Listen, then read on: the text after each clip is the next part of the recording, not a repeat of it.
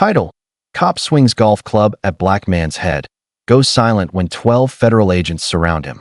The heat shimmered off the country club parking lot as Marcus Lane stepped out of his midnight black sedan, carrying nothing more dangerous than his golf bag and the calm confidence of a man with a platinum membership. He had a quiet smile, thinking about making a quick practice round before meeting his wife for their anniversary dinner. But before he even closed his door, the stares began. The kind that measured his skin, his car, and his existence, and decided something didn't add up. A nervous young valet hesitated, eyes jumping between Marcus and the luxury vehicle. Sir, do you have a membership?"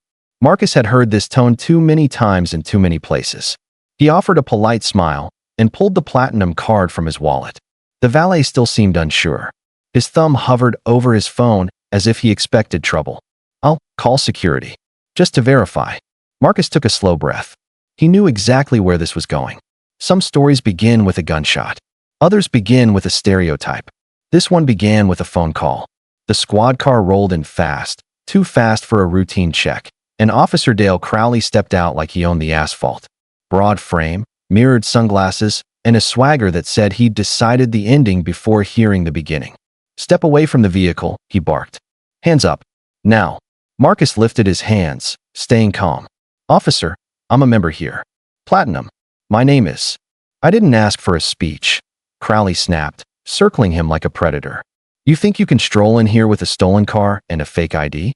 That how this works?" Marcus swallowed his rising anger. "Sir, I can show you." Crowley grabbed the platinum card, glanced once, and tossed it onto the ground. "Counterfeit. Seen better fakes on street corners." The crowd gathering behind the fence gasped, phones already raised, recording every second. Some whispered. None stepped forward. And then the moment changed. Crowley reached into the open bag on Marcus's shoulder, the golf bag, and pulled out the heavy driver.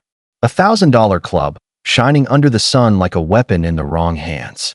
He lifted it high, the chrome head glinting above Marcus's skull. "Last chance, boy," he hissed. "Tell me which house you robbed." Gasps rippled across the crowd. Marcus froze, heart pounding, heat burning through his shirt from the sun and the humiliation.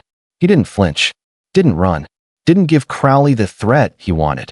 The club came swinging down, inches from Marcus's head, smashing into the asphalt with a violent crack. Dust leapt. People screamed. Crowley smirked. "This car is impounded. You're under arrest for trespassing and theft." Marcus felt the cuffs clamp tight, biting into his skin. His ribs ached from the shove. His dignity burned deeper than the sun-baked pavement beneath him. But inside, a quiet calculation began. A countdown. Not of fear, but of certainty. Because Marcus Lane wasn't just any man. And Officer Crowley wasn't just making a mistake. He was triggering a fuse he didn't even know existed. Somewhere beyond the rows of manicured greens, engines rumbled. Dark SUVs tore across the fairway like thunder rolling in on a clear day. And in exactly 12 minutes, this parking lot would become the scene of a reversal so powerful that even the loudest man with the heaviest golf club would be forced into silence. The crowd thickened behind the fence, but no one crossed the line. Dozens of wealthy members watched like spectators at a show they didn't want responsibility for. Some whispered, "This looks bad." Others murmured, "He must have done something." All of them held phones, but none held courage. Officer Crowley shoved Marcus against the patrol car. Metal slammed into bone. Pain rippled through his ribs, but Marcus didn't resist. He knew that any movement, any breath too sharp, would be twisted into aggression. He had seen it happen. He had lived the math of survival his whole life. Speak, you're defiant. Stay silent, you're suspicious. Breathe wrong, you're dangerous. Crowley leaned close, breath hot with arrogance. "People like you don't belong here. Not at this club. Not in that car. Not in this world." His voice was low enough to seem private, loud enough for every camera to hear. Marcus steadied himself. "Officer, you're making a mistake." "I don't make mistakes." Crowley yanked his arms higher, wrenching his shoulders. "I fix problems. And right now, you're a problem." The valet, the same kid who made the call, stood near the clubhouse doors, guilt creeping across his face like a spreading shadow. He looked at Marcus, then at Crowley, then at the crowd. His jaw trembled. He opened his mouth as if to speak, but Crowley's glare sliced him silent. A second patrol car arrived. Officer Wells stepped out, older, tired, clearly uncomfortable with what he was seeing. His eyes flicked to Marcus, then to the golf club on the ground, then to Crowley's smirk. "Dale," he murmured, "do we really need cuffs for a membership check?" "Stay in your lane, Wells," Crowley snapped. "This one's dirty. I can smell it." Wells hesitated. He looked again at Marcus, bruised, breath steady, eyes calm despite everything. Something in that calmness seemed wrong to him, because it wasn't fear. It wasn't guilt. It was certainty. Crowley pulled out Marcus's phone from his pocket. The lock screen lit up. A golden emblem. A federal seal. Crowley froze, only for a heartbeat, before masking it with another wave of arrogance. "Fake," he snarled. "Nice try." He shoved the phone into his vest. But that tiny flicker of doubt didn't go unnoticed. Wells saw it. So did the crowd. So did the cameras. Marcus inhaled deeply. "Officer, that phone contains information you do not have the right to access." Crowley slammed him harder against the car.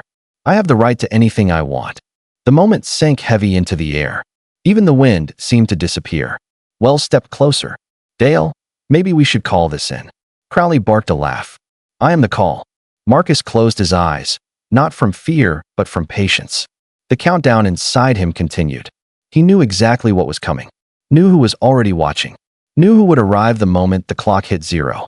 And right then, exactly then, a distant rumble drifted across the green. Not thunder. Not carts.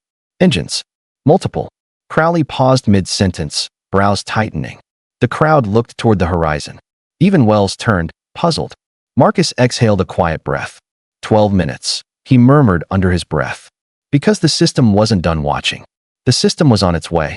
And this time, it wasn't coming to protect the badge. It was coming for the man wearing it. The rumble grew louder, rolling across the manicured hills like a warning. The golfers on the far end of the course paused mid-swing. Birds scattered from trees. Even the wind shifted direction, carrying the vibration straight into the parking lot, where Officer Crowley still gripped Marcus like he owned the air around him. Wells frowned. "Those aren't club vehicles." Crowley stiffened. "Probably landscapers." But landscapers didn't drive in synchronized formation. And landscapers didn't use military-grade engines that sounded like restrained thunder. Marcus tilted his head slightly, eyes fixed on the horizon. "They're early." Crowley spun him around sharply. "Who's early? What are you trying to pull?" Marcus didn't answer. He didn't need to. The answer was already cresting the ridge. 3 enormous black SUVs burst over the hill, tearing across the immaculate green at impossible speed. Grass flew up in waves beneath the tires. Members screamed as the vehicles cut across the fairway, leaving deep scars through a course usually treated like sacred ground. Wells stepped back, startled. "Holy Dale, those are government plates." Crowley's grip loosened involuntarily. His sunglasses slipped down his nose. The SUVs skidded to a halt at the edge of the parking lot, forming a perfect triangle, blocking every exit, every path, every excuse. 12 doors opened in perfect unison. 12 agents stepped out, black tactical gear, gold federal seals, calm expressions that smelled of authority and consequences. The crowd gasped. Phones shot up higher. Whispered shock rippled like electricity. Wells swallowed hard. "Crowley, what did you do?" Crowley forced a laugh, strained and high. "Relax. This is some mix-up." But the way his voice cracked betrayed him. The lead agent, a composed woman with steel gray eyes and a badge that glinted like truth under sunlight, strode forward. Her vest read, Federal Bureau of Financial Investigations. She didn't look at the crowd. She didn't look at Wells. She walked straight to Marcus. "Mr. Lane," she said firmly, tapping a code into the cuffs. "Apologies for the delay." The metal snapped open. Marcus's wrist dropped free, blood rushing back painfully. Crowley's jaw fell open. He's not a suspect?" The agent turned slowly, finally addressing Crowley with the icy calm of someone used to dismantling lies. "You assaulted a federal economic crimes officer," she said. "On camera. During an active investigation." Wells staggered back. The crowd erupted in whispers. Marcus steadied himself, rubbing the deep grooves on his skin. "I asked you repeatedly to stop," he reminded Crowley quietly. "I gave you my name. My clearance ID was visible. You made every wrong choice." Crowley's lips trembled. "I didn't know. You didn't tell me." I did tell you, Marcus said. But you only listen when the uniform is blue. The agent raised 2 fingers. 6 more officers stepped forward, surrounding Crowley in a tightening ring. Sergeant Dale Crowley, she said clearly, you are being detained for obstruction, unlawful detention, excessive use of force, and interference with a federal intelligence operation. Crowley tried to step back, but Wells blocked him unintentionally, eyes wide with regret. The golf club lay where Crowley had thrown it, the chrome head still dented from the strike that nearly crushed Marcus's skull. An agent picked it up with gloved hands and bagged it as evidence. Crowley stammered, "Wait. You can't. This is my jurisdiction." His voice cracked, unraveling into a thin whisper. Because for the first time in his career, someone stronger than him had arrived. Someone he couldn't threaten. Someone he couldn't silence. The agent stepped closer, her eyes sharp. "Officer Crowley," she said, "your jurisdiction ends the moment you chose prejudice over protocol." Crowley's face drained of color. The crowd, once frozen in quiet complicity, now murmured with growing realization. This was not just an arrest. This was the moment the predator realized he was prey. Crowley's breath turned shallow as the ring of federal agents closed in, each movement crisp and deliberate. This wasn't a routine arrest. It wasn't even a confrontation. It was a dismantling, the kind that strips away illusions, rank, and arrogance in a single sweep. Agent Rivera, the woman leading the team, lifted a tablet and swiped through a file thicker than any police report Crowley had ever written. "Dale Crowley," she announced, her voice cutting clean through the murmuring crowd. "You've been under federal review for 8 months. Today confirms our findings." Wells blinked. "Under review? Dale, what did you?" Crowley shook his head frantically. "They're mistaken. This is a misunderstanding. That man," he pointed at Marcus, finger quivering, "looked suspicious. Anyone would have reacted the same." Agent Rivera didn't even flinch. "Suspicion is not a crime. Assaulting a federal officer is." The words sent a shockwave through the crowd.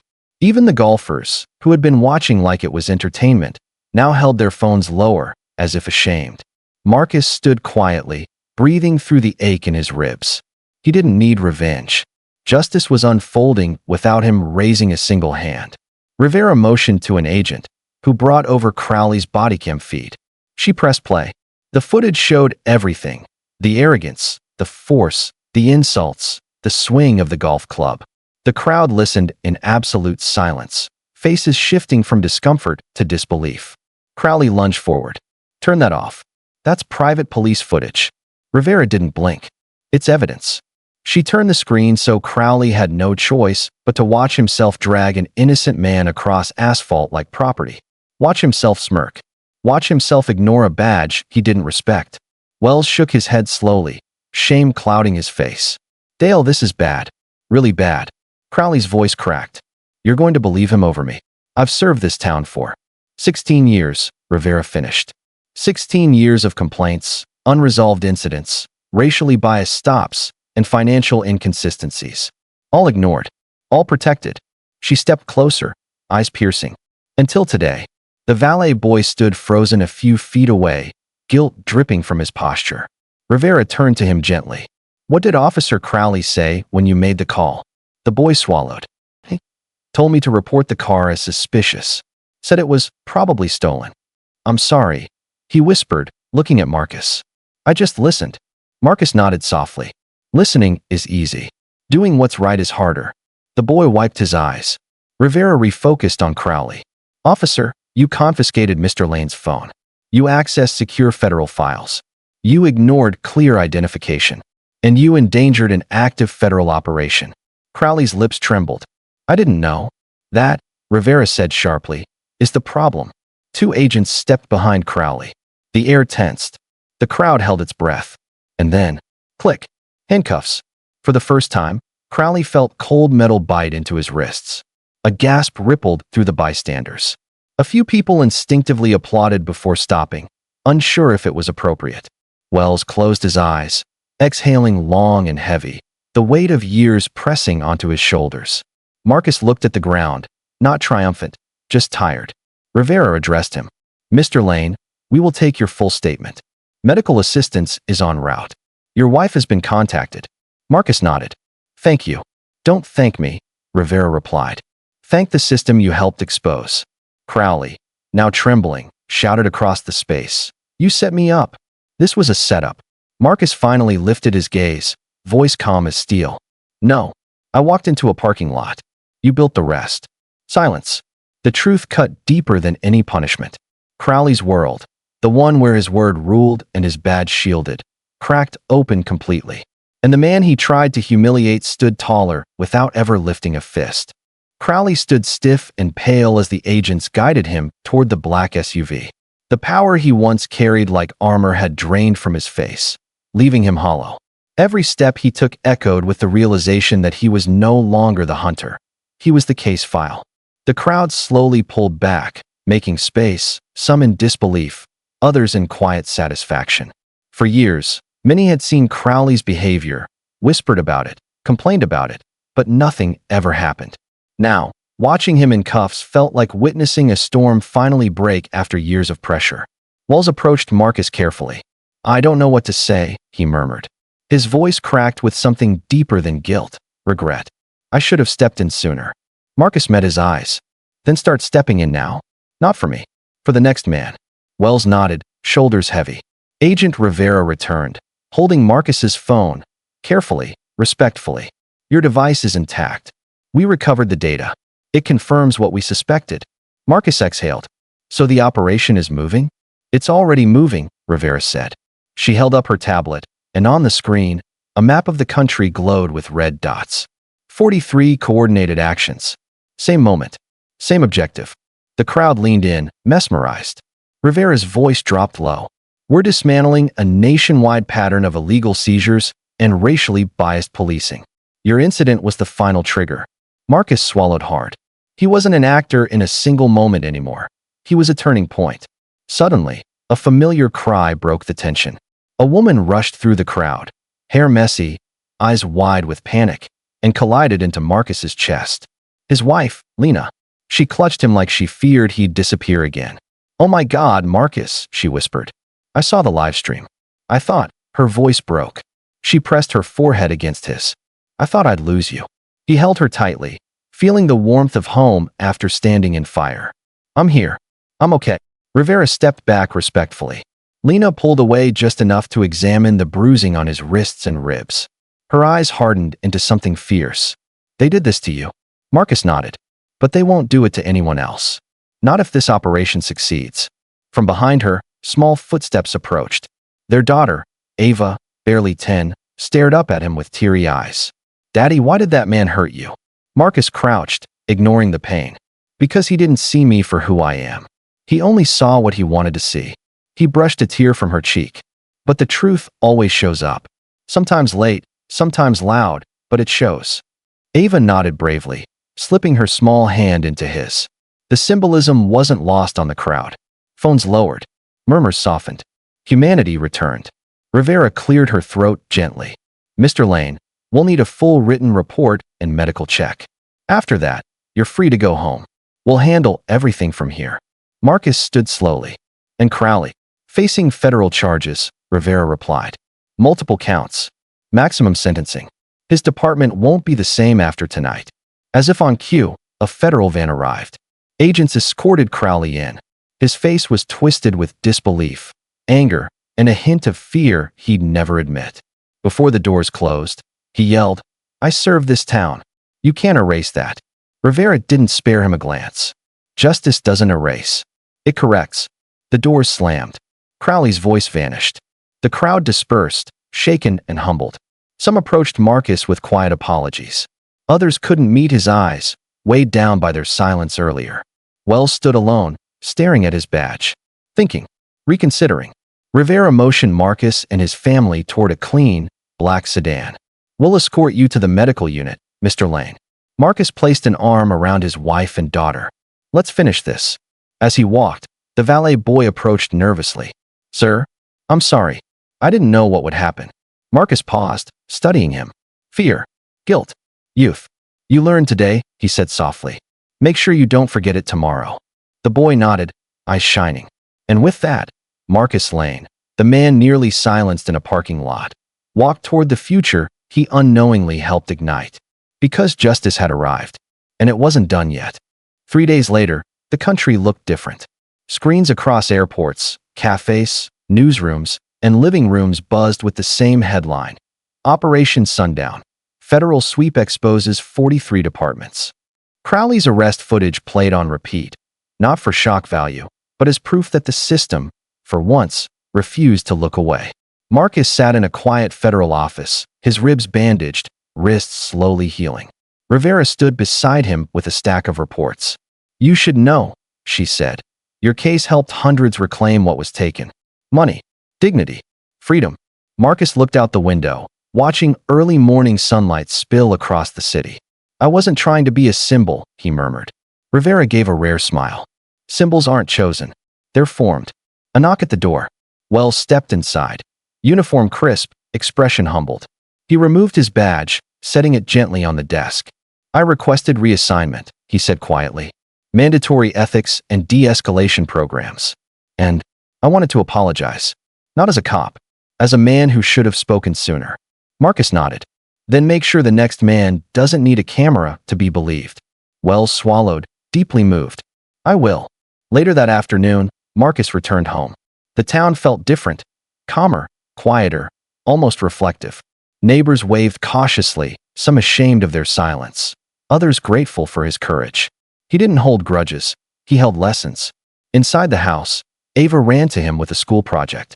"Daddy, we had to write about someone brave," she said, handing him a drawing of a man standing tall while shadows circled around him. "I wrote about you." Marcus's throat tightened. "Brave," he whispered. "I was just tired of injustice winning." Lena wrapped her arms around him. "Sometimes that's when real bravery starts."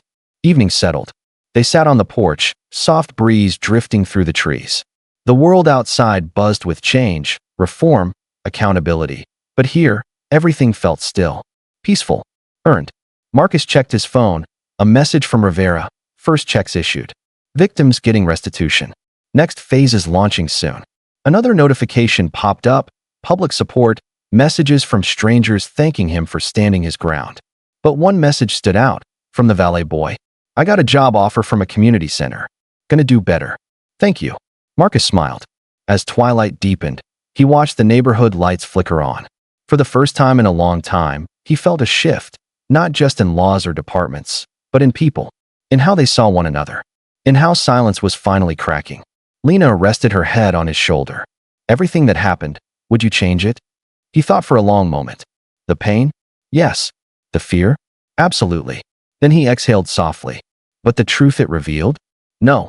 Because truth can't save us if it stays hidden. Ava curled beside them on the bench, sleepy-eyed. "Daddy, are the bad guys gone now?" Marcus brushed her hair gently. "Some are," he answered. "And some are learning. And some will still try to hide. But now the world is watching." The porch light blinked on, a soft circle of brightness in the dimming world. Marcus held his family close as night settled, knowing the fight ahead wasn't over. But tonight, justice had won around. And tomorrow, there would be more battles, more wrongs to right, more silences to break. But he wouldn't face them alone anymore. Not with a nation awake. Not with eyes finally open. For now, he let the calm envelope him. The storm had passed, and the man once forced to his knees now stood taller than ever.